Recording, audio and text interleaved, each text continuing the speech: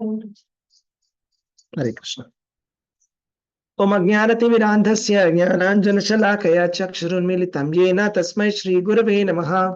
नमो ओं विष्णुपादाय कृष्णप्रेष्ठाय भूतले श्रीमते भक्तिवेदान्त स्वामिनिति नामिने।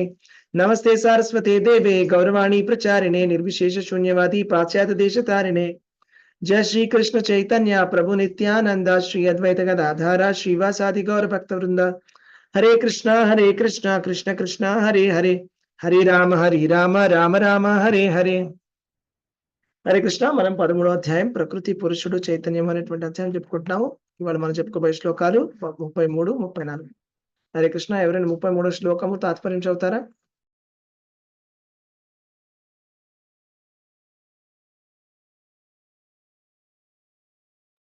ఓకే, అన్మ్యూట్ చేస్తాను.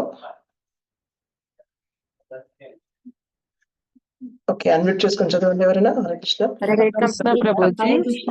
అనువాదము. ఆకాశము సర్వవ్యాపకమైన ఒక్క నిమిషం, సారీ, ఒక్కరిని చదవండి. ఫస్ట్ శ్లోకం స్టార్ట్ చేయండి. హరే కృష్ణ ప్రభుజీ. యథా సర్వగతం సాక్ష్మాత్ ఆకాశం నోపలిప్యతే సర్వత్రావస్థితో దేహే తథాత్మానోపలిప్యతే. అనువాదం. ఆకాశము సర్వవ్యాపకమైనను సూక్ష్మత్వ కారణముగా కలియదు. అట్లే బ్రహ్మభావములో స్థితమైన ఆత్మదేహము అందంతటను నిలిచియున్నను దేహముతో కలియదు. హరే కృష్ణ ప్రభు. హరే కృష్ణ. సో ఈ అధ్యాయంలో మనం ఏం చెప్పుకుంటున్నాం అంటే జ్ఞానం గురించి చెప్పుకుంటున్నాము. ఈ భగవద్గీత 3 భాగాలుగా మనం విభజించబడి ఉంటుంది. ఏంట భాగాలు అంటే మొదటి 6 అధ్యాయాలు కర్మయోగం గురించి చెప్పబడి ఉంది. కర్మయోగం అంటే మనము ప్రతిరోజు చేసే దైనందిన కార్యక్రమాలతోటి, మనం ప్రతిరోజు చేసే మన పనులతోటి మనం ఏ విధంగా భక్తిలోకి రావచ్చు అనేదే కర్మయోగం అంటే. ఏ విధంగా అయితే మనము భక్తిలోకి రావడం అనేది కర్మయోగం. కర్మయోగం అంటే మనం పని చేస్తూ భగవంతుని పట్ల భక్తిని ఏ విధంగా పెంపొందించుకోవాలి అంటే యత్ కరోసి యత్ జుహోసి యత్ తపస్యసి యత్ జుహోసి యత్ అంటే ఏ విధంగా అయితే మనం చేసే ప్రతి పనిని కూడా కృష్ణుడికి అర్పణగా చేయడం వల్ల మెల్లగా నెమ్మదిగా మనకి భక్తి వస్తుంది, మనం భక్తి యోగంలోకి వస్తాం అనేది ఉద్దేశం. అలాగే ఈ చివరాఖరి 6 అధ్యాయాలు 13వ అధ్యాయం నుంచి 18వ అధ్యాయము జ్ఞానము సెక్షన్. జ్ఞానం అంటే ఏంటి? జ్ఞానం అంటే ప్రకృతి అంటే ఏంటో తెలుసుకోవడం. భౌతిక ప్రకృతి ఎలా తయారైంది, భౌతిక ప్రకృతి దేని వల్ల తయారైంది, అందులో ఉన్నటువంటి ఈ పదార్థాలు ఏమేమి ఉన్నాయి భౌతిక ప్రకృతిలో. అలాగే ఆత్మ అంటే ఏమిటి, పరమాత్మ అంటే ఏమిటి, ఇది తెలుసుకోవడమే జ్ఞానం అంటే. ప్రకృతి అంటే ఏంటి, ఆత్మ అంటే ఏంటి, పరమాత్మ అంటే ఏంటో తెలుసుకోవడం జ్ఞానం అంటే. కాబట్టి ఈ జ్ఞానం ఎందుకు ఉన్నది అంటే మనని భక్తిలోకి తీసుకెళ్ళడానికి. ఎందుకు? ఇప్పుడు 24 పదార్థాలు, 24 తత్వాల గురించి మనం తెలుసుకున్న తర్వాత ఏం తెలుసుకుంటామంటే ఈ 24 తత్వాలకి అతీతంగా ఉండేది కాలము. ఆ కాలము నడిపిస్తోంది, కాలాన్ని భగవంతుడు నడిపిస్తున్నాడు. కాబట్టి భగవంతుడే ఈ 24 తత్వాలని కూడా నడిపించేది అని తెలుస్తుంది.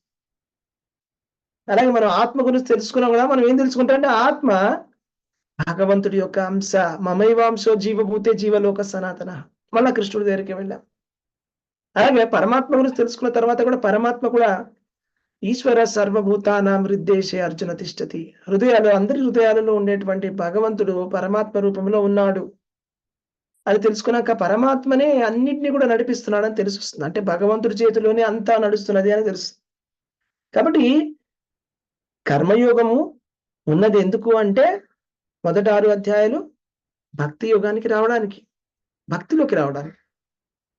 అంటే మనం చేస్తున్నటువంటి ప్రతిరోజు పనులని మనం భగవంతుడికి అర్పించి భక్తిలోకి రావడానికి. జ్ఞానయోగం ఉన్నది ఎందుకంటే జ్ఞానం ఎందుకు తెలుసుకోవాలి. ఇంతగా జ్ఞానం అంటే అక్కడితో ఆగిపోకూడదు. జ్ఞానం అంటే ఆత్మ గురించి తెలుసుకొని ఆగిపోతే మనకి ముక్తి దొరకదు. పరమాత్మ గురించి కూడా తెలుసుకోవాలి. పరమాత్మ గురించి తెలుసుకున్నప్పుడే మనకి ముక్తి అనేది లభిస్తుంది. అయితే ఈ అధ్యాయం అంతా కూడా 13వ అధ్యాయం అంతా కూడా జ్ఞానంలోకి వస్తుంది. 13, 14, 18 అధ్యాయాల వరకు జ్ఞానం అన్నమాట.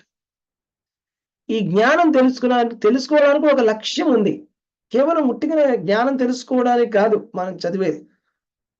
ఎందుకు జ్ఞానం తెచ్చుకుంటున్నాం అంటే శ్రీకృష్ణ భగవానుడి పట్ల మనకు ఉన్నటువంటి శ్రద్ధ పెరగాలి అని మనము జ్ఞానాన్ని తెచ్చుకుంటున్నాం.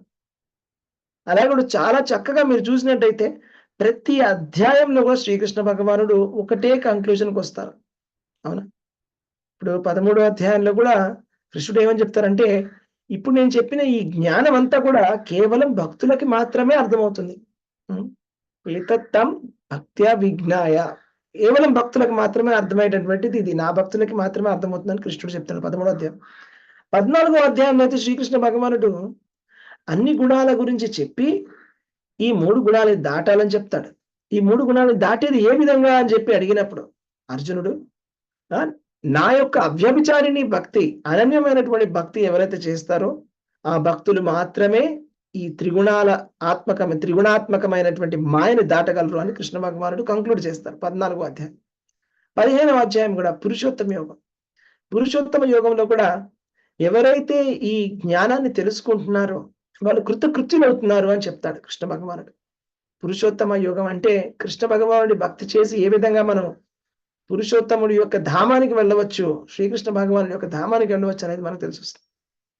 ఓకే, అలాగే మనకి 16వ అధ్యాయంలో ఏం తెలిసి వస్తుందంటే దైవీ గుణములు ఆసురి గుణముల గురించి తెలుస్తుంది. దైవీ గుణములు ఆసురి గుణములు. దైవీ గుణములు మనకి రావాలి అంటే మనం భగవంతుడి భక్తి చేస్తే దైవీ గుణములు వస్తాయి. భగవంతుడికి విముఖులైనటువంటి వాళ్ళకి ఆసురి గుణాలు అనేవి ఉంటాయి. అలాగే కూడా ఈ దైవీ గుణాలు మనకి భగవంతుడి దగ్గరికి తీసుకెళ్తాయి అనే విషయాన్ని చెప్పి మళ్ళీ భగవంతుడు కంక్లూడ్ చేస్తాడు. 17వ అధ్యాయం శ్రద్ధాత్రయ విభాగం. శ్రద్ధాత్రయ విభాగంలో ఏం చెప్తున్నాడంటే శ్రీకృష్ణ భగవానుడు ఎవరైతే శ్రీకృష్ణ భగవానుడి పట్ల సంపూర్ణమైనటువంటి శ్రద్ధ కలిగి ఉండరో వాళ్ళు ఎటువంటి శ్రద్ధని కలిగి ఉంటారు. అందరికీ ఒక రకమైనటువంటి శ్రద్ధ ఉంటుంది, బట్ ఏ రకమైనటువంటి శ్రద్ధ అనేది 3 రకాలుగా త్రిగుణాలలో దాన్ని విభజించి కృష్ణ భగవానుడు చెప్తారు. సత్వగుణంలో ఉన్నటువంటి శ్రద్ధ, రజగుణంలో ఉన్నటువంటి శ్రద్ధ. సత్వగుణంలో ఉన్నటువంటి శ్రద్ధ వాళ్ళు దేవతారాధన చేస్తారు. రాజసికమైనటువంటి శ్రద్ధ ఉన్న వాళ్ళు మనుషులని రాక్షసులని ఆరాధిస్తారు. తామసికమైనటువంటి శ్రద్ధ ఉన్న వాళ్ళు భూత ప్రేతాలని ఆరాధిస్తారు. కానీ అక్కడ కూడా మళ్ళీ కంక్లూజన్ లాస్ట్కి వచ్చేసి 17th చాప్టర్లో చివరికి కృష్ణ భగవానుడు చెప్తారంటే ఓం తత్సత్. ఓం తత్సత్ అంటే మనం ఏ పని చేసినా కూడా మనకు ఉండవలసింది ఏంటంటే శ్రీకృష్ణ భగవానుడి పట్ల అనన్యమైనటువంటి శ్రద్ధ కలిగి ఉండాలి. ఓం తత్సత్ అంటే శ్రీకృష్ణ భగవానుడి కోసమే మనం చేయడం పనులన్నీ కూడా. అంటే మనం చేసే ప్రతి పని, ప్రతి ఆరాధన కూడా శ్రీకృష్ణ భగవానుడిని ఆరాధించడానికి, శ్రీకృష్ణ భగవానుడికి ఇవ్వడానికి మనం చేసేటువంటి ఆరాధన. 18వ అధ్యాయం చివరికి ఏంటంటే ఆఖరి అధ్యాయం. అందులో శ్రీకృష్ణ భగవానుడు రకరకాలైనటువంటి విషయాల గురించి చెప్తాడు.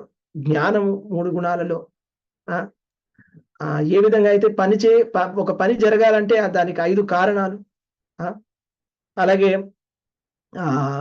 శ్రీకృష్ణ భగవానుడు అధ్యాయంలో మోక్షము మన కర్మ త్యాగం అంటే ఏమిటి, అలాగే సన్యాసం అంటే ఏంటి, దాని అర్థం ఏమిటి, ఏ విధంగా అయితే సన్యాసి భగవంతుడి పట్ల సన్యాసి అంటే అసలైనటువంటి డెఫినేషన్ ఏంటో కూడా చెప్తాడు శ్రీకృష్ణ భగవానుడు.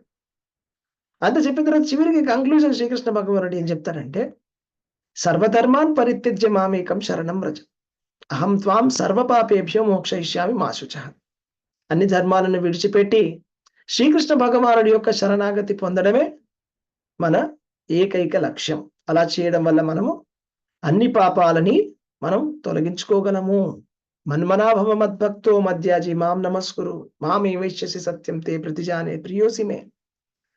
చివరికి ఏంటంటే మనం ఎప్పుడూ కూడా భగవంతుణ్ణి మనం తలుచుకోవాలి, భగవంతుడి భక్తులం అవ్వాలి. అలా చేయడం వల్ల భగవంతుడు నిరంతర స్మరణ చేయడం వల్ల భగవంతుడి దగ్గరికి వెళ్తామని కంక్లూజన్ చేసి శ్రీకృష్ణ భగవానుడు స్టాప్ చేస్తాడు.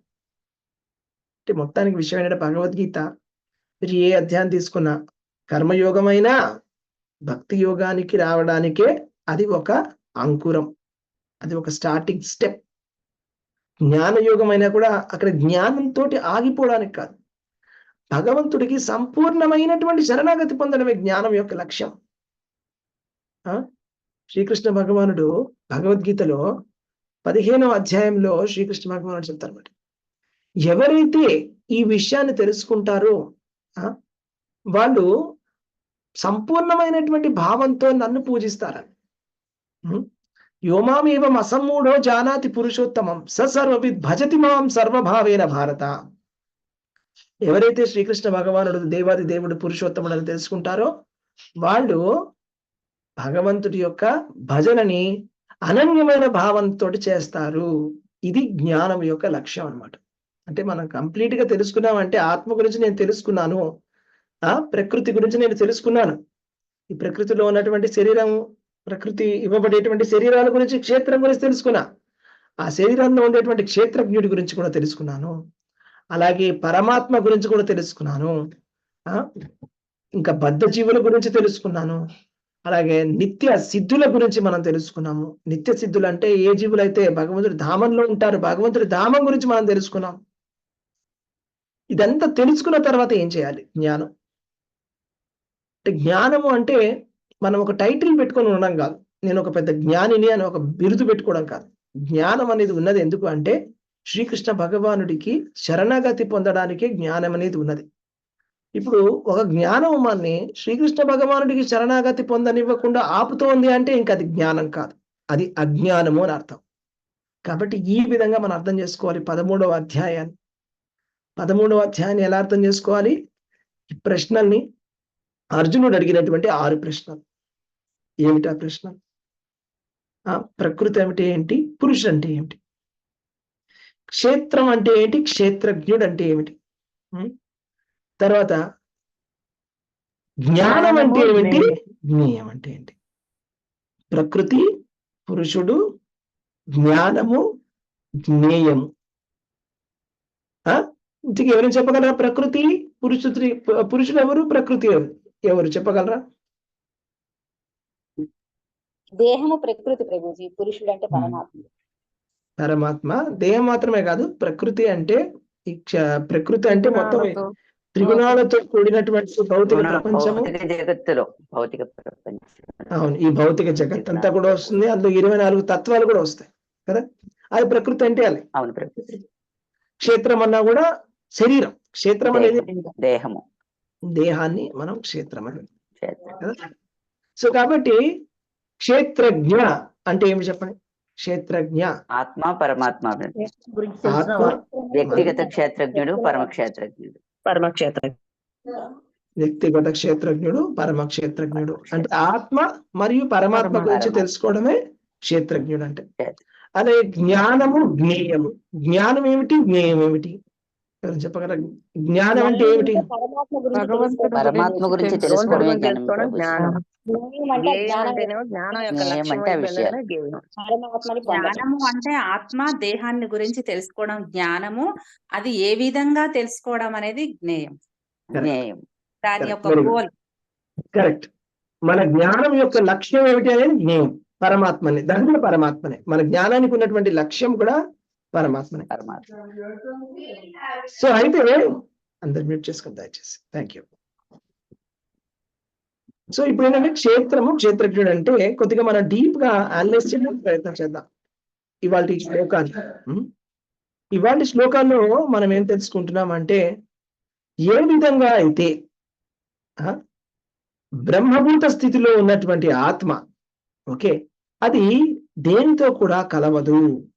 అంటే ఆకాశము సర్వవ్యాపకమైనటువంటి సూక్ష్మత్వ కారణమున దేనితోనూ కలవదు. ఇక్కడ ఉన్నటువంటి 2 ఎగ్జాంపుల్స్ పడ్డాయి 33, 34లో. శ్రీకృష్ణ భగవానుడు ఎగ్జాంపుల్స్ చాలా అద్భుతంగా ఇస్తారు. ఎందుకంటే ఆయన దేవాది దేవుడు, ఆయన మించినటువంటి టీచర్ ఎవరూ లేరు. సో మనకి చాలా స్పష్టంగా అర్థమయ్యే విధంగా మంచి ఎగ్జాంపుల్ ఇచ్చారు. ఏంటా ఎగ్జాంపుల్? ఆకాశం ఏ విధంగా అయితే దేనితోనూ కలవదు. ఆకాశంలో ఇప్పుడు మబ్బులు వస్తాయి, ఆకాశంలో కాసేపు మబ్బులు వస్తాయి. మబ్బు వచ్చి వెళ్ళిపోయినంత మాత్రాన ఆ మబ్బుకి ఆకాశానికి ఎటువంటి సంబంధం అనేది లేదు. ఆ మబ్బు రావడం వల్ల ఆకాశంలో ఎటువంటి పొల్యూషన్ అనేది లేదు. ఇప్పుడు ప్రదూషణ అనేది గాలిలో రావచ్చు, కానీ ఆకాశానికి ప్రదూషణ ఉంటుందా? చెప్పండి, ఆకాశానికి ఏదైనా అంటుకుంటుందా? ఆకాశం అంటే స్పేస్, వాక్యూమ్, స్పేస్. ఇప్పుడు నేను ఒక ఆబ్జెక్ట్ ఇక్కడ పెట్టాను అనుకో, ఒక ఐటమ్, కాసేపు అయిన తర్వాత అక్కడ తీసేస్తే ఆకాశానికి ఆ ఐటమ్ కి సంబంధం ఏమిటి సంబంధం అనేది లేదు. ఓకే, ఆకాశము, సో ఆకాశంలో ఎలాగైతే కలవదో ఆ విధంగా ఇది కూడా ఉంటుంది. ఓకే, ఆకాశంలో ఏది కూడా కలవదు అనమాట ఐటమ్. ఓకే, సో ఈ విధంగా ఆత్మ కూడా దేహం అంతా కూడా నిలిచి ఉన్నా కూడా దేహముతో కలవదు. ఆత్మ దేహంలో కలిసినా కూడా ఆత్మ దేహంలో ఉంటూనే అది దేహముతో కలవదు. అది విషయం. నెక్స్ట్ శ్లోకం చూద్దాం.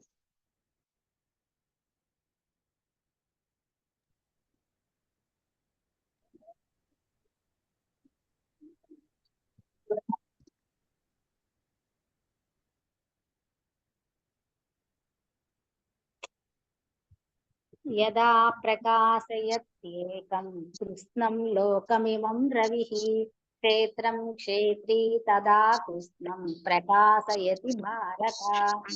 అనువాదం. ఓ భరతవంశీయుడా, సూర్యుడు ఒక్కడైనను ఈ విశ్వమునంతటిని ప్రకాశింపజేయనట్టు దేహమనందరి జీవాత్మ సమస్త దేహమును చైతన్యముతో ప్రకాశింపజేయును. హరే కృష్ణ ప్రభుజీ, ధన్యవాద ప్రణామాలు. హరే కృష్ణ మాత, ధన్యవాదాలు.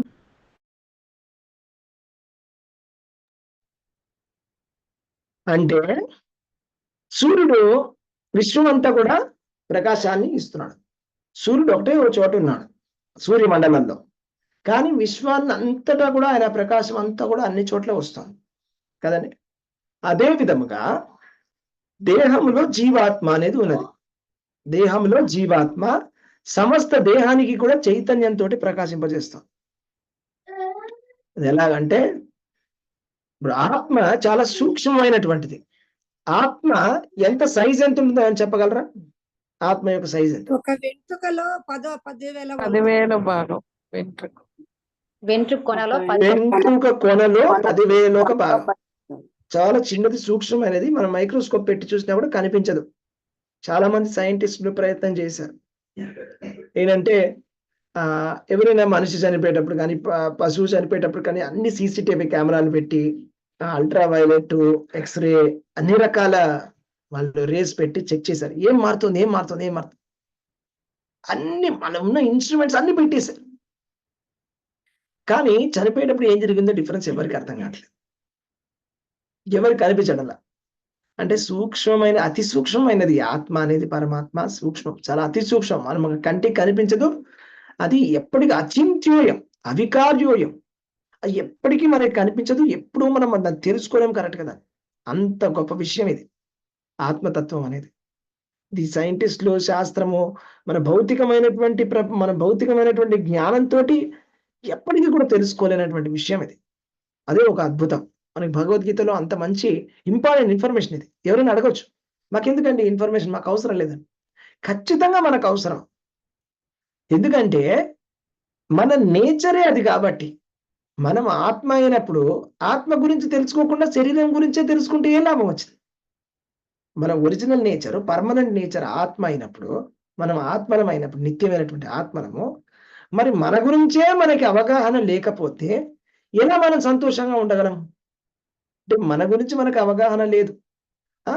మనము భగవంతుడు పరమాత్మ యొక్క అంశలమై ఉండి పరమాత్మ గురించి మనకు అవగాహన లేదు. పరమాత్మ గురించి కూడా అవగాహన లేదు, ఆత్మ గురించి కూడా అవగాహన లేదు. మరి ఈ రెండు లేనప్పుడు ఏమవుతుంది? మనం న్యాచురల్ గా మనం అంత తప్పే చేస్తాం.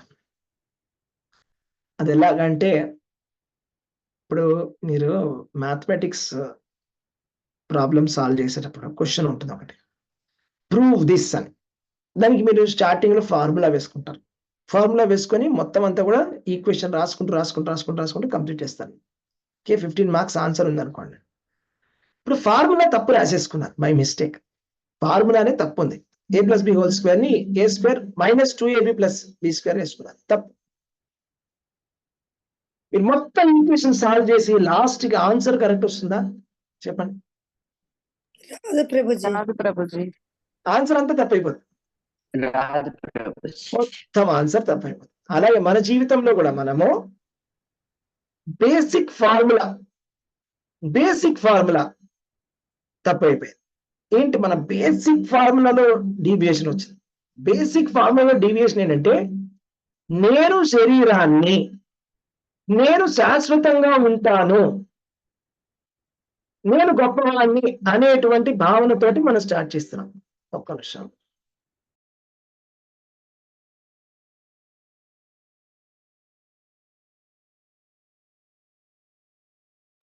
హరే కృష్ణ. సో నేను శరీరాన్ని మొదటి విషయం. రెండోది నేను శాశ్వతంగా ఇక్కడ ఉంటాను, రెండో విషయం. మూడో విషయం నేను చాలా గొప్పవాడిని. మొత్తం ఫార్ములా తప్పు, ఫుల్ ఫార్ములా తప్ప. అంటే ఫస్ట్ ఫార్ములా స్టార్ట్ చేసిన మ్యాథ్స్ ఫస్ట్ ఫార్ములా చూసుకొని మొత్తం మనం దాని మీద పెద్ద మన జీవితం అంతా కన్స్ట్రక్ట్ చేస్తున్నాం ఈ ఫార్ములా మీద. సో ఏమవుతుందంటే ఇదే ఫార్ములా మీద మొత్తం పెద్ద మీరు స్కై స్క్రాపర్ బిల్డింగ్ కూడా కట్టచ్చు, ఒక 100 అంతస్తుల బిల్డింగ్ కట్టచ్చు, కానీ కింద ఫౌండేషన్ లేదు.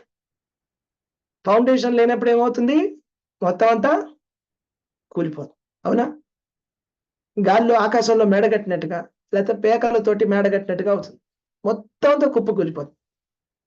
అందుకోసమని ప్రతి మనిషి కూడా బాధపడతారు చనిపోయినప్పుడు. ప్రతి మనిషి కూడా, ప్రతి బంధువు కూడా ఎవరైనా చనిపోయేటప్పుడు ఎందుకు బాధపడతారు? ఎందుకు అందరూ బాధపడుతున్నారు చనిపోయినప్పుడు? అంటే జ్ఞానం లేకపోవడం వల్ల మాత్రమే. ఎందుకంటే మనం ఫండమెంటల్ గా వేసుకున్న ఈక్వేషన్స్, మనం అనుకున్నటువంటి ఆలోచనలు అన్ని తప్పే. మొత్తం అంతా రీడిఫైన్ చేస్తున్నాడు కృష్ణుడు. మీరు అనుకునేది ఏదైతే ఉందో, మీరు ఏం కనిపిస్తుందో అది కనిపించేది నిజంగా. పశ్యన్నపిన పశ్యతి, చూసినా కనిపించడం లేదు నీకు అని చెప్తున్నాడు శ్రీకృష్ణ భగవానుడు. చూడాల్సింది మనం చూడట్లేదు, చూడకూడదు చూస్తున్నాం. దానికి వేదాలలో ఒక మంచి అద్భుతమైన ఎగ్జాంపుల్ చెప్తారు. పాముకి తాడుకి ఉన్నటువంటి తేడా. తాడు, దానికి ఒక బెనిఫిట్ అనేది ఉంది, తాడుని మంచిగా వాడుకోవచ్చు. పాము కాటేస్తుంది, విషం ఉంది పాములో. తాడు వాడుకోవచ్చు, నీళ్లు తోడుకోవడానికి వాడుకోవచ్చు, మంచిది తాడు. మనం ఏం చేస్తున్నామంటే పాముని చూసి తాడు అనుకున్నాము. ఈ భౌతిక ప్రపంచాన్ని చూసి ఇది చాలా మంచిది అని అనుకున్నాం, కానీ అది పాము, అందులో విషం ఉంది. అది ఎప్పుడైనా కాటేస్తుంది. భౌతిక ప్రపంచం అనేది మన ఎప్పుడైనా మన కర్మ మన వెంట వచ్చి మనం మోసం చేసి మన కష్టాలు వస్తాయి, మనం అనుకున్నవన్నీ పోతాయి, బాధపడతాం. ఈక్వేషన్ తప్పు. ఎందుకంటే మనం పాముని చూసి పాముతో ఆడుకుంటున్నాం. పాముని చూసి ఏం కాదు, తాడు అనుకుంటున్నాం.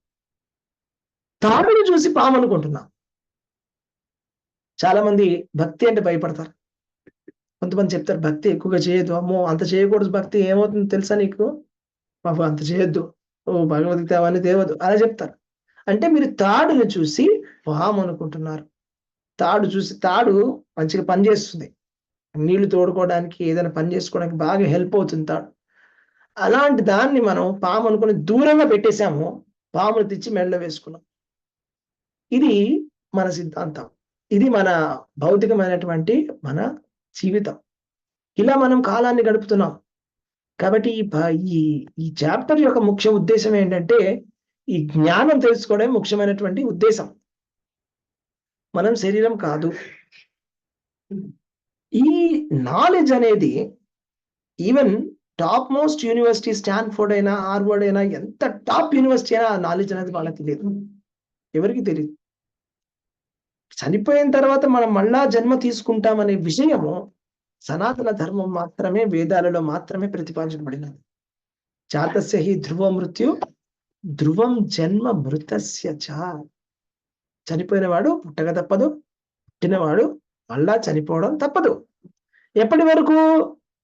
భౌతికమైనటువంటి జీవితంలో ఉన్నంత వరకు, అంటే మన నిత్య బద్ధులమైనంత వరకు, అంటే బద్ధ జీవాత్మలుగా ఉన్నంత వరకు మనకి ఇలాగే ఉంటుంది. మనకి ఇలా మళ్ళా ఈ జన్మ మృత్యువుల పరంపర నడుస్తూనే ఉంటుంది. ఎప్పుడైతే మనము నిత్య ముక్తులం అవుతామో, ఎప్పుడైతే జీవన్ముక్తులం అవుతామో, జీవన్ముక్తులమైనప్పుడు ఇంకా మళ్ళా శరీరాన్ని తీసుకోవడం అనేది ఇంకా ఉండదు. ఇంకా శరీరాలు తీసుకోవడం అనేది ఉండదు. త్యక్త్వా దేహం పునర్జన్మ నైతి, ఇంకా లేదు. మళ్ళా ఇంకొకసారి జన్మ తీసుకోవడం అనేది లేదు. ఇది అద్భుతం. ఈ అద్భుతమైనటువంటి జ్ఞానము మన వేదం ఇస్తోంది. మనకి వేదాలన్నీ కూడా ఈ జ్ఞానాన్ని ఇస్తున్నాయి. మనకి వేదాలు చదివేంత సమయం మనకి లేదు. కాబట్టి వ్యాస భగవానుడు ఈ భగవద్గీతని ఇవ్వడం జరిగింది. భగవద్గీత శ్రీకృష్ణ భగవానుడి యొక్క దివ్యమైనటువంటి ఉపదేశం, అర్జునుడికి ఇచ్చినటువంటి ఉపదేశం. ఈ ఉపదేశాన్ని మనకి మహాభారతం ద్వారా వ్యాస భగవానుడు మనందరికీ కూడా అర్థమయ్యే విధంగా ఇచ్చాడు. అవునా? శ్రీకృష్ణ భగవానుడు కూడా ఎంత స్పష్టంగా అర్థమయ్యే విధంగా మనకి ఎక్స్ప్లెయిన్ చేస్తున్నారు. యాక్చువల్గా భగవద్గీత ఫైనల్ నాలెడ్జ్ గా చాలా మంది అనుకుంటారు భగవద్గీత చదివితే అన్ని చదివేసినట్టే అని. కానీ భగవద్గీత ఫస్ట్ స్టార్టింగ్ స్టెప్. అది ఆధ్యాత్మిక జీవితంలో మొదటి మెట్టు భగవద్గీత. అంటే మొట్టమొదటిగా చదివే ప్రిలిమినరీ స్టడీ, బేసిక్ నాలెడ్జ్. నేను శరీరం కాదు అనేది బేసిక్ నాలెడ్జ్, ఫస్ట్ స్టెప్. తర్వాత ఇంకా ఇంకో 2-3 స్టెప్పులు ఉన్నాయి. అది మనం తెలుసుకోవాలన్నమాట. ఎలాగా ఇప్పుడు మనం తెలుసుకునేది ఏంటంటే శరీరానికి ఆత్మకి ఉన్నటువంటి తేడా. అయితే లోపల ఆత్మ ఉందని ఎలా తెలుస్తుంది? ఎన్నో సంవత్సరాలుగా ఈ ఆర్గ్యుమెంట్ నడుస్తూనే ఉంది. రకరకాల మతాల వాళ్ళు ఆర్గ్యుమెంట్ చేస్తున్నారు. బౌద్ధ మతం వాళ్ళు ఆర్గ్యూ చేస్తున్నారు. ఏమంటారంటే ఆత్మ లేదు, ఆత్మ అనేది లేదు, శరీరమే ఆత్మ, అంతే. చనిపోయిన తర్వాత మళ్ళా జన్మ లేదు, ఇదే లాస్ట్ జన్మ. చార్వాకంలో కూడా అంతే. అసలు చచ్చిపోయిన తర్వాత ఇంకా అసలు మళ్ళా పుట్టడం అనేది లేదు. ఎందుకు కష్టపడతాం? ఏంటి తపస్సులు? ఎందుకు ఈ మొరాలిటీ, ఈ మంచితనం, నైతికమైనటువంటి జీవితము? అప్పు చేసి నెయ్యి తిను అని చెప్తుంది చార్వాక సిద్ధాంతం. అంటే నెయ్యి తినడం అంటే నేతితో తయారు చేసినటువంటి మంచి మంచి మిఠాయిలను తినడం అని హ్యాపీగా. ఎలాగో మళ్ళీ బతకడం అనేది లేదు. ఎంతైనా అంత ఫుల్ అప్పు తీసేసుకొని, కోట్ల అప్పులు తీసేసుకొని ఇష్టం వచ్చినట్టుగా భోగం అనుభవించడమే. ఎందుకంటే ఇంకా తర్వాత ఇంకా బతకనేది లేదు కాబట్టి. తర్వాత ఇంక చచ్చిపోయిన తర్వాత ఇంకా అప్పు తీర్చేది ఏముంది? ఏమీ లేదు. ఇది చార్వాక సిద్ధాంతం. బౌద్ధ సిద్ధాంతం ఇంకొద్దిగా బ్యాలెన్స్ చేసి అలా కాదులే, చచ్చిపోయిన తర్వాత నిర్వాణం రావాలి. మరి చచ్చిపోయిన తర్వాత అలా ఉండకూడదు, నిర్వాణం రావాలంటే మనం చేయాలి. పునర్జన్మ అనేది ఉంది, కాకపోతే ఆత్మ లేదని. సో అదొక రకం. భగవంతుడు లేడు, వేదాలు లేవాలి. సో ఒక్కొక్క మతం ఒక్కొక్క రకంగా చెప్పుకుంటూ వచ్చింది. కానీ అన్నిటికన్నా అద్భుతమైనటువంటి ఎక్స్ప్లెనేషన్, క్లారిటీగా ఇచ్చిన ఎక్స్ప్లెనేషన్, బెస్ట్ ఎక్స్ప్లెనేషన్ అంటే వేదాలు, సనాతన ధర్మం. సనాతన ధర్మాల్లో కూడా ఎన్నో సిద్ధాంతాలు ఉంటాయి. 6 రకాలైనటువంటి సిద్ధాంతాలు ఉంటాయి. వైశేషిక, మీమాంస అని 6 దర్శనాలు ఉంటాయి. అందులో అన్నిటికన్నా అద్భుతమైన దర్శనం అంటే వేదాంతం. ఆ వేదాంతంలో కూడా మళ్ళీ రకరకాలైనటువంటి స్కూల్స్ ఉన్నాయి. సో అందులో కూడా అన్నిటికన్నా గొప్పది ఏంటంటే భక్తి వేదాంతం. కేవలం వేదాంతం మాట్లాడడం గొప్ప కాదు, భక్తితో అలైన్ ఉన్న కృష్ణుడికి సంబంధించి ఉండాలి వేదాంతము. అదే మనకి శ్రీమద్ భాగవతంలో నారదుల వారు చెప్తారన్నమాట. జ్ఞానమైనా కూడా కృష్ణుడితో సంబంధం లేనటువంటి జ్ఞానము నశోపతే, దానికి ఎటువంటి విలువ అనేది లేదు. కృష్ణుడికి సంబంధం లేకుండా మనము పెద్ద ఫిలాసఫర్ లాగా ఎంతో జ్ఞానం మాట్లాడవచ్చు, కానీ ఆ జ్ఞానానికి ఎటువంటి విలువ లేదని చెప్పేశాడు నారదుడు. మరి అలాంటి జ్ఞానానికే విలువ లేనప్పుడు మరి భౌతికమైనటువంటి మనం చేసే కర్మలు, మనకి మంచి చెడు చేసే కర్మలు, వీటికి ఏమైనా విలువ ఉందా? ఎటువంటి విలువ అనేది లేదు. అయితే క్షేత్రము అనే పదంలో చాలా మీనింగ్ ఉంది. క్షేత్రము అంటే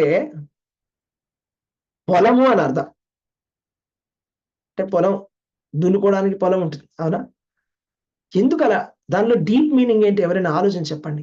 క్షేత్రం, శరీరానికి క్షేత్రం, పొలంతో ఎందుకంటే పొలం అని ఇండైరెక్ట్ మీనింగ్ వచ్చేలా చెప్తున్నారు. పొలం ఎందుకు అలా అంటున్నారు? ఆలోచించండి ఒక్కసారి.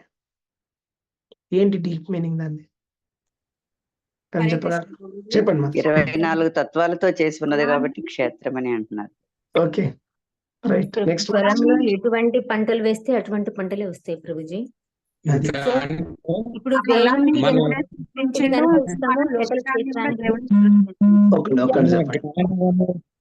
దాని మనం పొలాన్ని జ్ఞానం సేద్యం చేయడం వల్ల మంచి ఫలితం అనేది వస్తుంది ప్రభుజీ. అలాగే క్షేత్రాన్ని మన దేహం కూడా ఎప్పుడైతే మనం భగవంతుని స్మరణ వైపు సేద్యం చేసుకుంటూ వెళ్తామో ముక్తి మార్గం దొరుకుద్ది ప్రభుజీ. పంట ఎలా అందుతుందో స్వామి ఆశీస్సులు కూడా క్షేత్రం మనకి అందుతాయి. ఆరోగ్యవంతంగా రైట్ ఉండాలి ఓకే ప్రభుజీ. రైట్ క్షేత్రం రైట్ ఆరోగ్యవంతంగా అంటే ఉండాలి. మనం విత్తనాలు వేసినప్పుడు మెయిన్ ఏమైనా తీసుకోవాలి కదా ప్రభుజీ?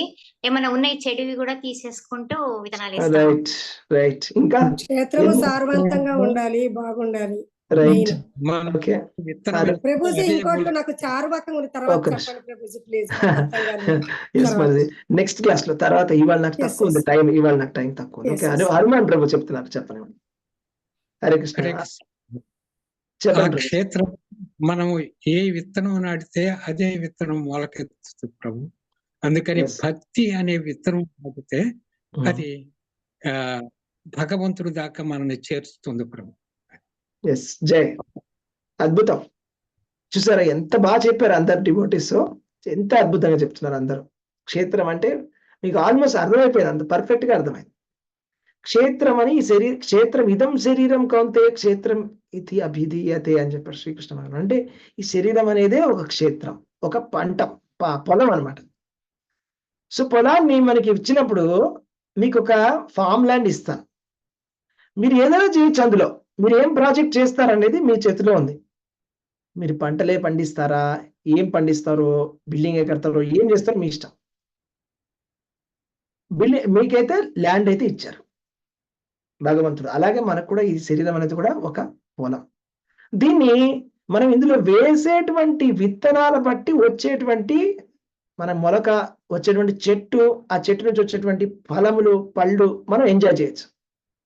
మీరు మామిడి పళ్ళు వేస్తారో, నిమ్మకాయ వేస్తారో, ఏం వేస్తారో, గంజాయి వేస్తారో మీ ఇష్టం. గంజాయి కూడా వేయచ్చు, టబాకో కూడా వేయచ్చు. బట్ అది నెగిటివ్, పాజిటివ్ కాదు, పనికొచ్చేది కాదు. అలాగే గన్నేరు వేయచ్చు, పాయిజన్ వేయచ్చు, నెగిటివ్. పాజిటివ్ ఏమో మంచి పళ్ళు వేయచ్చు, రైట్. సో ఇంకా చాలా మంచి మంచి వేయచ్చు. సో అలాగే మన జీవితంలో కూడా మనం శరీరం మనకి ఎంత బాగా ఇచ్చాడు శ్రీకృష్ణ భగవానుడు అంటే అవకాశం, మనిషి జన్మ. మనము మంచిగా కర్మలు చేస్తే స్వర్గలోకాలకు వెళ్ళొచ్చు, స్వర్గలోకాలు చాలా అనుభవించవచ్చు. చెడ్డ పనులు చేసినట్టయితే నరకలోకానికి వెళ్తారు, అక్కడ సఫర్ అవుతారు. ఈ రెండింటిని మించి ముక్తి, దాన్ని మించి భగవంతుడి భక్తి. అంటే మనం కృష్ణ లోకానికి కూడా వెళ్ళొచ్చు, పరంధామము, భగవంతుడి ధామం, అన్నింటికన్నా అల్టిమేట్ రిజల్ట్. భగవంతుడి ధామానికి కూడా వెళ్ళొచ్చు, లేకపోతే ఇక్కడ కూడా ఉండిపోవచ్చు. అంతా మనం చేసే చాయిసెస్ బట్టి ఉంటుంది. మనం ఏం డెసిషన్ తీసుకుంటున్నాం ప్రతిరోజు అనేది ఒక చాయిస్ అన్నమాట. చాయిస్ అంటే ఇప్పుడు ఒక టీ జంక్షన్కి వచ్చారు, లెఫ్ట్ అయినా తీసుకోవాలి, రైట్ అయినా తీసుకోవాలి. ఎప్పుడు ఇలా ఉంటుంది మన జీవితం అనేది. లెఫ్ట్ అయినా తీసుకోవాలి, రైట్ అయినా తీసుకోవాలి. నేను మధ్యలో ఉంటానంటే కుదరదు, ఎయిదర్ లెఫ్ట్ ఆర్ రైట్. ఒకసారి తీసుకున్న తర్వాత టర్నింగ్ చాలా డిఫరెన్స్ వచ్చేస్తుంది, ఆ డైరెక్షన్ లోకి వెళ్ళిపోతారు. మళ్ళీ వెనక్కి తిరిగి రావడం అనేది చాలా టైం పడుతుంది, లేట్ అయిపోతుంది. వెళ్ళొచ్చు, లేట్ అవుతుంది, మళ్ళీ తిరిగి వస్తే ఇంకా ముందుకు వెళ్ళడమే. అలాగే ప్రతి మన లైఫ్ లో ప్రతి ఒక్కటి కూడా ఒక డెసిషన్. నేను చేయాలా చేయొద్దా, చేయాలా చేయొద్దా అంటే ఈ జ్ఞానం అంతా శ్రీకృష్ణ భగవానుడు మనకి ఇస్తున్నాడు అనమాట. మీరేం డెసిషన్ తీసుకోబోతున్నారు అనేది ఇంపార్టెంట్. అంతా మీ చేతిలోనే ఉంది. కృష్ణుడు మనని ఫోర్స్ చేయడు. దేవుడు ఎంత మంచివాడు అంటే మనని ఫోర్స్ చేయడు. ఎలాగైతే మంచి తల్లిదండ్రులు ఉంటారో వాళ్ళు ఏం చేస్తారంటే అన్ని ఫెసిలిటీస్ ఇస్తారు. మీకు ఇంటర్నెట్ కావాలంటే ఇంటర్నెట్ ఇస్తారు, ల్యాప్టాప్ కావాలంటే ల్యాప్టాప్ ఇస్తారు, కోచింగ్ కావాలంటే కోచింగ్ ఇస్తారు, అన్నీ ఇస్తారు. మీరు ఏ విధంగా డెసిషన్ తీసుకుంటున్నారు అది మీ చేతిలో ఉంది. మంచి తల్లిదండ్రులు వాళ్ళు, అంతే కదా, ఫోర్స్ లేదు. అలాగే దేవుడు మనకు అన్ని ఇచ్చాడు, అన్ని ఇచ్చేసాడు భగవంతుడు. మనం ఏం డెసిషన్ తీసుకుంటున్నాము? కృష్ణుడు అంటాడు అన్నమాట భగవద్గీతలో, అర్జునుడికి చెప్తాడు, నేను చెప్పాల్సినంతా కూడా చెప్పేశాను. ఓకే, ఇప్పుడు నువ్వు నా మాట విన్నట్లయితే తరిస్తావు, నా మాట విన్నట్లయితే తరిస్తావు. అదే గనక నా మాట విననట్లయితే నువ్వు వినంక్షసి.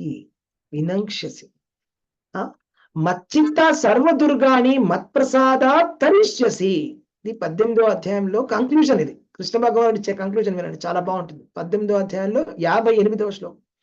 మచ్చిత్త సర్వదుర్గాని మత్ప్రసాదా తరిష్యసి అంటే నువ్వు గనక నా చైతన్యంలో ఉన్నట్టయితే, కృష్ణ చైతన్యంలో ఉన్నట్టయితే, నేను చెప్పిన విధంగా నడుచుకున్నట్లయితే, సర్వదుర్గాని తరిష్యతి అంటే అన్ని అబ్స్టకల్స్, ఏమైతే అవరోధాలు ఉన్నాయో మన జీవిత కాలంలో, భౌతికమైన అవరోధాలు, ఆధ్యాత్మికమైన అవరోధాలు కూడా. అంటే మళ్ళా పుట్టడం అనేది కూడా ఒక అవరోధమే కదా మనకి. జన్మ మృత్యు జరా వ్యాధి అనేది అవరోధం. ఇవన్నీ కూడా మత్ ప్రసాద తరిష్యతి అంటే నా అనుగ్రహం వల్ల నువ్వు తరించిపోతావు, ఇవన్నీ దాటేస్తావు. అతచేత్వం అహంకారాన్ నశ్రోష్యసి వినంక్ష్యసి. కానీ అతచేత్వం అహంకారాన్, కానీ అహంకారంతో నాకు తెలుసులే అని చేస్తావా, నశ్రోష్యసి నేను చెప్పింది వినవా, వినంక్ష్యసి వినాశనం. వినాశనం అంటే మనం లాస్ట్ అయిపోతాం. లెఫ్ట్ తీసుకోవాలా రైట్ తీసుకోవాలా, హైవేలో ఉన్నారు, లెఫ్ట్ తీసుకుంటే వేరే హైవే వేరే సైడ్ వెళ్ళిపోతుంది, చెన్నై వెళ్ళిపోతుంది.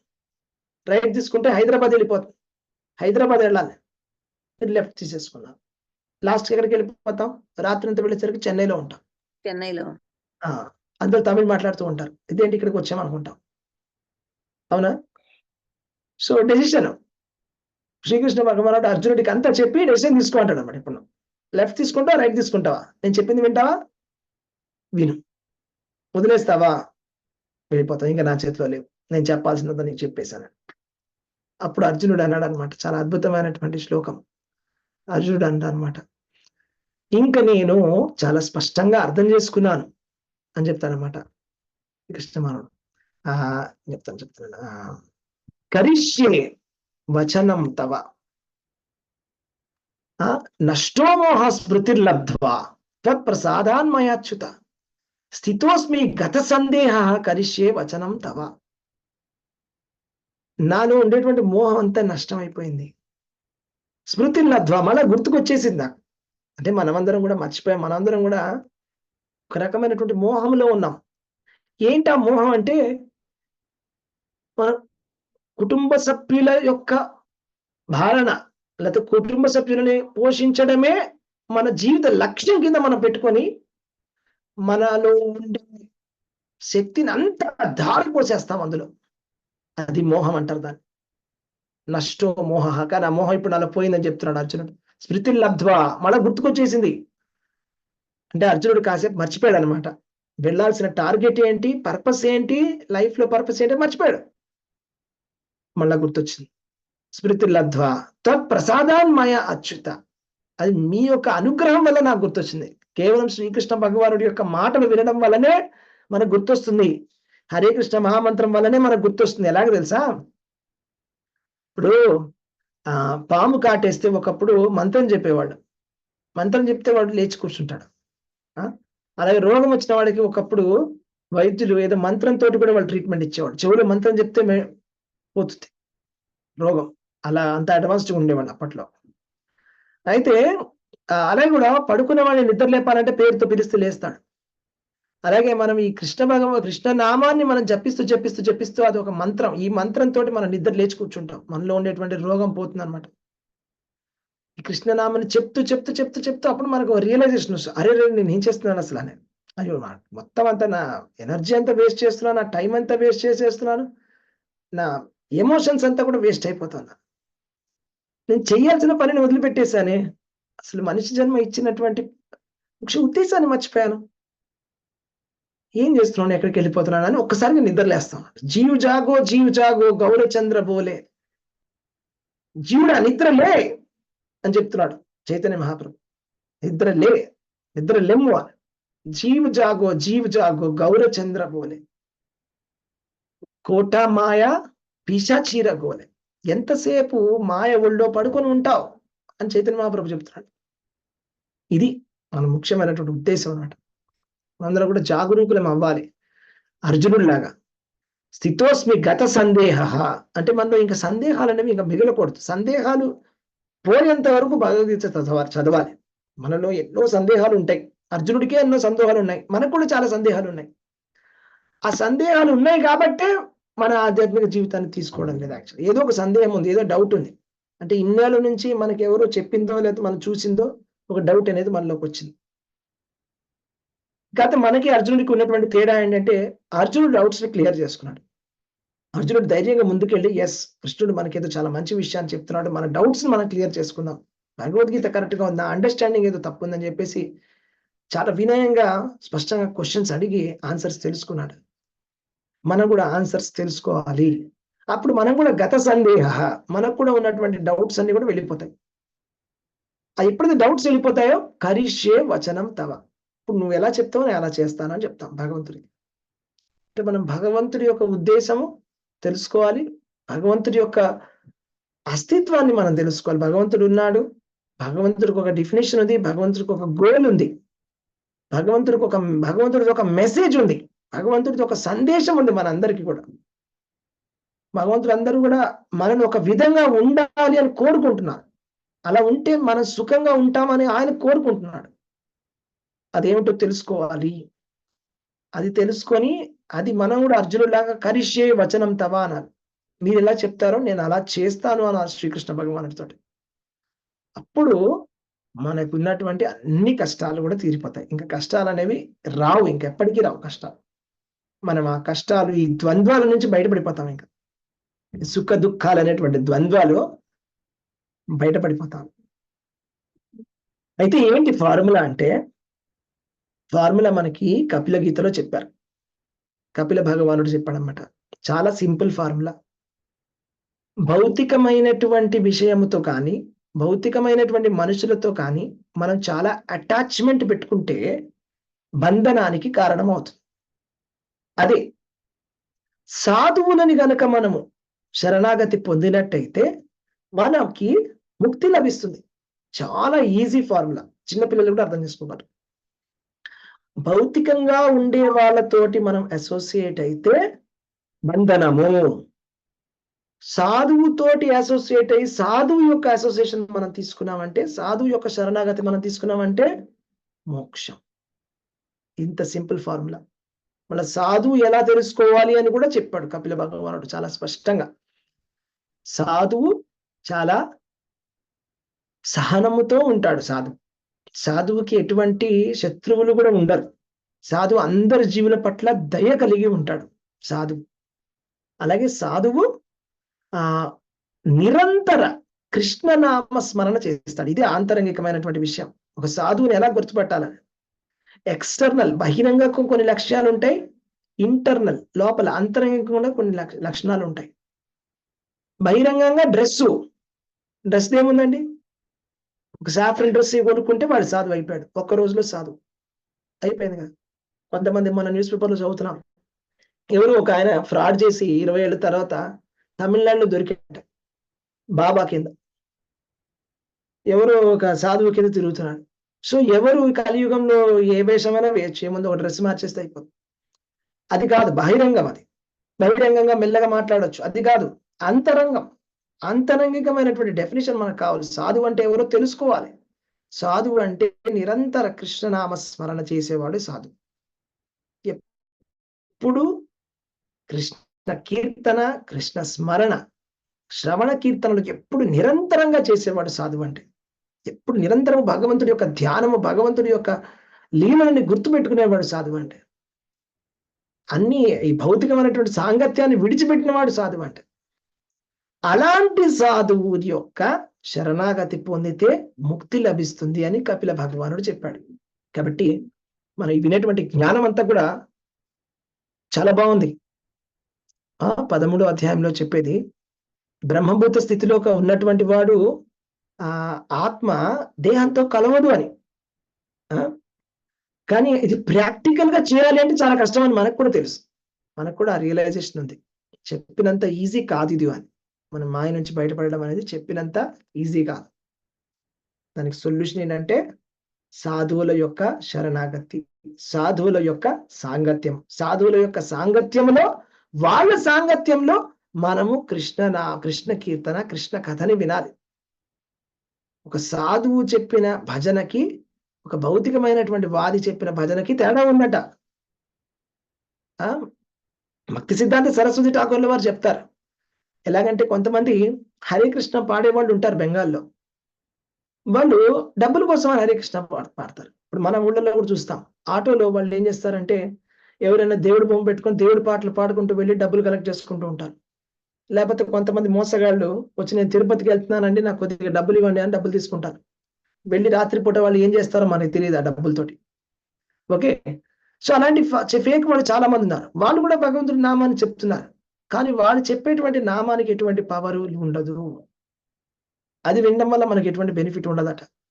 భక్తి సిద్ధాంత సరస్వతి ఠాకూర్ చెప్పారు ఏంటంటే, అలాంటి వాళ్ళు హరే కృష్ణ అంటే డబ్బులు ఇవ్వు అన్నట్టంట. వాళ్ళ భజన యొక్క దానికి ఎటువంటి లాభం అనేది లేదు, వేస్ట్ అనమాట. అట్లాంటి వాళ్ళతో అసోసియేట్ అవ్వడం మనకి ఎటువంటి లాభము లేదు. నిజమైనటువంటి సాధువు ఎవరో తెలుసుకోవాలి. గోల్డ్కి గోల్డ్కి తేడా తెలియాలి మనకి. అయితే గోల్డ్ తీసుకుని గోల్డ్ అనుకుంటాం.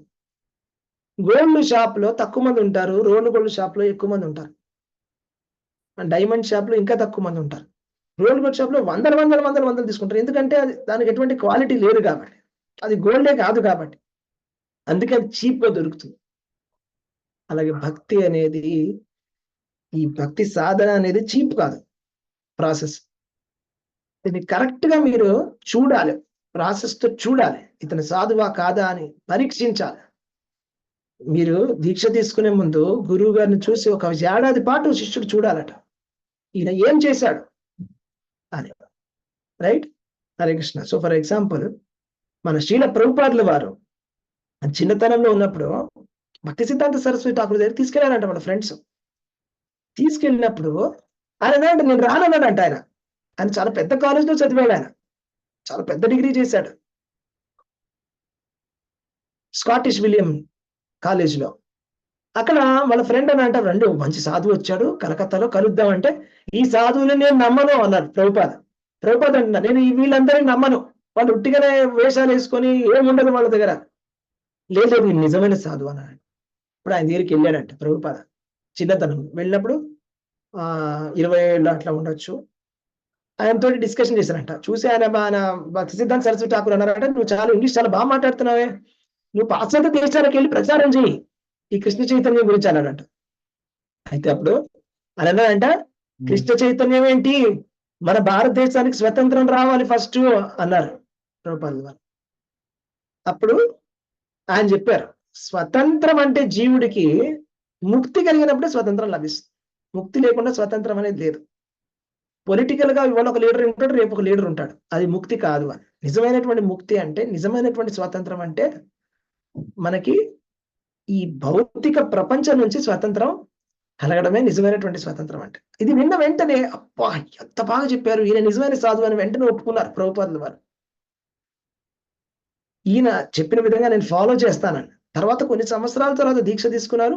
కొన్ని సంవత్సరాల తర్వాత, అంటే 69 సంవత్సరాలు వచ్చినప్పుడు ఆయన అమెరికాకి వెళ్ళి ప్రచారం చేస్తే ఇంత పెద్ద ఉద్యమం అయింది ఇది కృష్ణ చైతన్య మార్గం. ఇలాగే మనం కూడా చూడాలి, ఇలాంటి అవకాశాలు మనకి ఎన్నో ఉన్నాయి. చాలా చాలా గొప్ప గొప్ప వాళ్ళు ఉన్నారు, ప్రభుపాదుల వారి శిష్యులు ఉన్నారు ఇంకా భౌతిక ప్రపంచంలో ఇప్పుడు గొప్ప గొప్ప డివోటీస్. మన రీసెంట్ గా చాలా గొప్ప మహారాజ్ గోపాలకృష్ణ గోస్వామి మహారాజు ఈ ప్రపంచాన్ని విడిచి వెళ్ళిపోయారు. అలా ప్రభుపాదుల శిష్యులు చాలా మంది వెళ్ళిపోతున్నారు. అలా మనం చూస్తూ కూర్చుంటే ఏమీ ఉండదు. మనం చూడాలి, తెలుసుకోవాలి ఎవరెవరు ఉన్నారు వీళ్ళు ఏంటి అని. వాళ్ళ వినాలి, లెక్చర్స్ వినాలి. మనం సాధువు యొక్క శరణాగతి పొందాలి, దీక్ష తీసుకోవాలి. అప్పుడే మనం మోక్షాన్ని మనం సంపాదించగలం ఈ జీవితంలో. లేకపోతే టైం వెళ్ళిపోతూ ఉంటుంది, అంతే, ఏమీ ఉండదు. మనకు ఉన్నటువంటి ఆపర్చునిటీస్ అన్ని కూడా వెళ్ళిపోతాయి. ఓకే, సో ఇది విషయము. సో అందరికీ స్వాతంత్ర దినోత్సవ శుభాకాంక్షలు. హరే కృష్ణ. ఎవరికైనా ఏమైనా ప్రశ్నలు ఏమైనా ఉన్నాయా? హరే కృష్ణ. హరే కృష్ణ. హరే కృష్ణ. ప్రణామం. కృష్ణ ప్రభుజీ భక్తులందరికీ హరే కృష్ణ మాతాజీ. చార్వాకం మీద మనం వర్క్ షాప్ పెట్టుకున్నామా? ఊరికే అన్నాను. వద్దు మాతాజీ, అవసరం లేదు, అవసరం లేదు. అది చెయ్యకుండా ఉండడానికే ప్రభుజీ. చేయకుండా ఉండడానికి. ఓకే ఓకే ఓకే, సరే సరే. నా దగ్గర ఆ పుస్తకం లేదు ప్రస్తుతానికైతే. తప్పులన్నీ మనం దిద్దుకుంటున్నాం అవును, కాబట్టి. యాక్చువల్లీ అవునులేండి, అవును నిజమే. యాక్చువల్లీ చార్వాక్ సిద్ధాంతం ఎందుకు చదివిస్తారంటే ఆ ట్రాప్ లో పడకుండా, నాస్తికవాదం అనేటువంటి ట్రాప్ లో పడకుండా చెప్తారు. ఓకే, కానీ హరే కృష్ణ టైం ప్రభుజీ, సరిపోదు. అందరికీ కూడా స్వతంత్ర దినోత్సవ శుభాకాంక్షలు. Thank you. హరే కృష్ణ. ఎవరికి ఏమైనా ప్రశ్నలు ఏమైనా ఉన్నాయా? హరే ప్రశ్న కృష్ణ ఉందా? ప్రభుజీ, ప్రణామాలు, స్వాతంత్ర దినోత్సవ శుభాకాంక్షలు. Hare Krishna. Hare Krishna Prabhuji, happy independence day Prabhuji. Hare Krishna Prabhuji. Hare Krishna. Hare Krishna. Prabhuji.